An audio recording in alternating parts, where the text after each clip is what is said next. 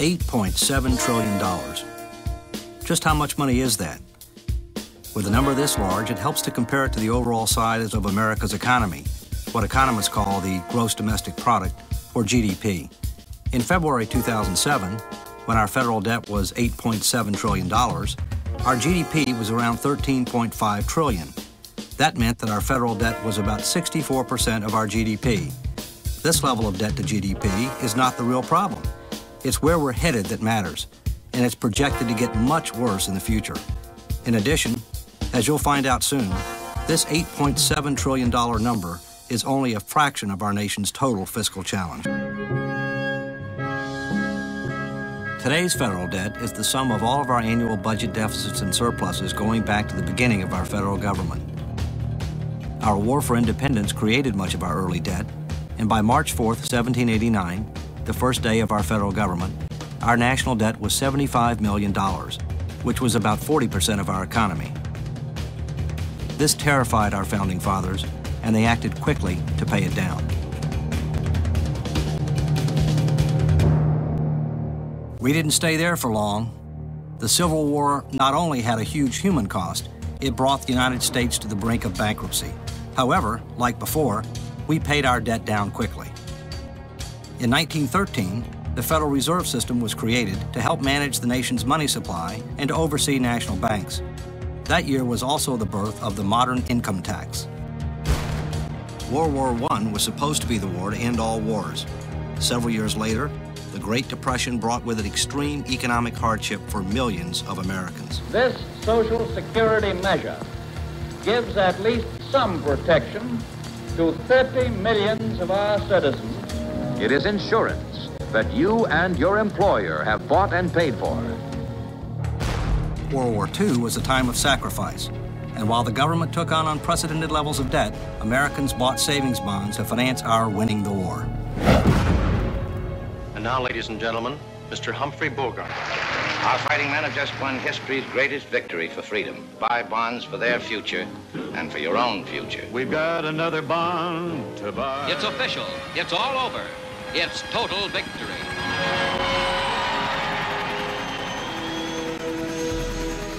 The large military and social spending practices of the 1960s and 70s were two key factors that led to a major economic downturn by the end of the 1970s. The 1980s saw the rise of supply-side economics. It's morning again in America. Reaganomics. You're the trickle-down theory guy. I'm betting my reputation on it. The controversial Laffer curve proposed that lower marginal tax rates would eventually generate higher tax revenues. The theory did have its critics. Let me just give you a difference that I have with Governor Reagan on taxes. It is what I call a voodoo economic policy. For decades, we have piled deficit upon deficit, mortgaging our future and our children's future for the temporary convenience of the present. Read my lips. The debate over supply-side economics continues to this day. But what is not debatable is that the federal debt exploded in the 1980s. A fundamental shift had occurred. America was becoming addicted to debt. Never before in our history had so much debt been created during an era of relative peace and prosperity. Yes, the Cold War ended, but it came at an extremely high price.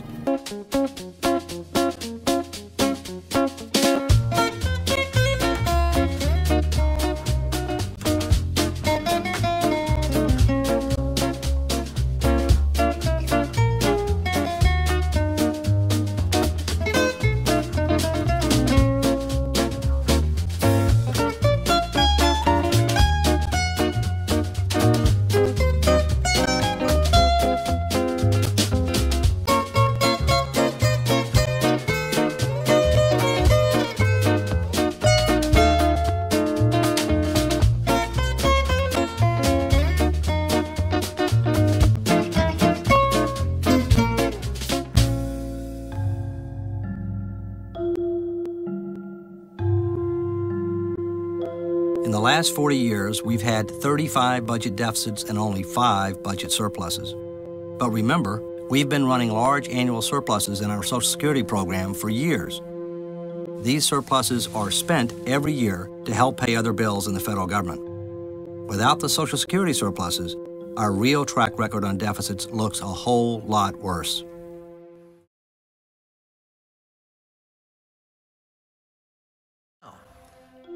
In less than 10 years, Social Security will be paying out more than it takes in, and it will only get worse as baby boomers retire in larger and larger numbers. By 2017, Social Security will not be helping to reduce our overall deficit, it will be adding to it. Our enormous Medicare deficits and other federal spending that also lie ahead will only make this situation worse. But what is really worrisome is the longer run future. If you look at just 3 programs, Medicare, Medicaid, and Social Security, the spending for those programs under current rules will rise very rapidly over the next few years. Made fiscal responsibility a key issue during the presidential campaign. The country woke up, recognized the challenge, and demanded change.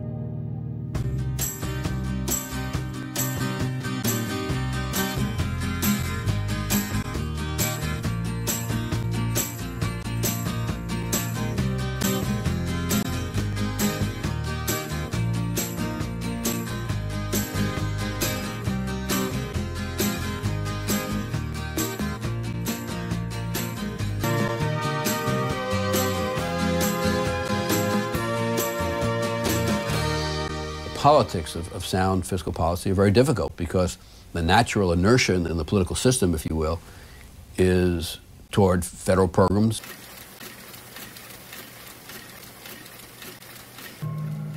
The concepts of sacrificing and building for a better tomorrow have been pushed aside by our live for today, easy credit, and consumption-oriented society. Many Americans have never seen a rainy day and therefore simply choose not to save for one. This is a major problem because savings result in increased investment, additional research and development, a stronger economy, and an improvement in our overall standard of living. Is America's low savings rate today strictly a matter of personal choice, or are there also other forces at play here? Dr. Paul. Thank you, Mr. Chairman. Good morning, Mr. Greenspan. I understand that you did not take my friendly advice last fall. I thought maybe you should look for other employment, but I see you kept your job. Now, I'm pleased that you're back, though, because at least you remember the days of sound money. In the early 70s, due to the breakdown of the monetary system, it excited me enough to want to speak out. The concern a sound money economist has is for the supply of money. If you increase the supply of money, you have inflation. I know Wall Street likes it, and the economy likes it when the bubble's getting bigger, but I think it's harmful. Inflation is very simple. When government arbitrarily, out of thin air, prints money, creates money and credit out of thin air. And when I talk to many teenagers, grade schoolers, they seem to have no problem comprehending the fact that if you just create a lot of money, it'll be like monopoly money and it won't have value. Dr. Paul, you're raising an issue which a significant number of people have been raising over the years, and for which, frankly, we're not quite sure what the answers are. Alan Greenspan was the chairman of the Federal Reserve Board. I see the central bank, the Federal Reserve System, as having this tremendous power over money and credit. Greenspan, or any chairman of the Federal Reserve Board, is more powerful than even our president because he has so much control over the economy. Many countries have bitten the dust through the inflation, even in ancient times. This is a very serious problem, and the biggest fear will be that if the Fed creates too much money, we're going to have a crash of the dollar. And for 3 years, you've never been once in the target range. You know, if I set my targets and I perform like that as a physician, my patient would die.